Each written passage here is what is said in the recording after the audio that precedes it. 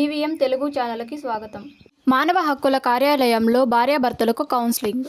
జాతీయ మానవ హక్కులు మరియు అవినీతి నిర్మూలన సంస్థ పలమనేరు పట్టణ కార్యాలయంలో బుధవారం జిల్లా నాయకులు డివి మునిరత్నం మరియు గ్రామ పెద్దలు బాలయ్య, పీతాంబరం తల్లిదండ్రుల సమక్షంలో కౌన్సిలింగ్ ద్వారా రాజీ కుదిరించి కలిసి దాంపత్య జీవితాన్ని కొనసాగించాలని సూచించడం జరిగిందన్నారు. తెలిపిన వివరాల మేరకు పలమనేరు పెంగారగుంట పంచాయతీ జంగాలపల్లి గ్రామానికి చెందిన పెరుమాళ్ కుమార్తె కావ్యకు తమిళనాడు రాష్ట్రం కృష్ణగిరి జిల్లా కలమంగళం పట్టణానికి చెందిన షణ్ముఖం కుమారుడు రాజకు 8 సంవత్సరాల క్రితం పెద్దల సమక్షంలో వివాహం జరిగిందని, వారికి 2 కుమార్తెలు కలిగి ఉన్నారన్నారు.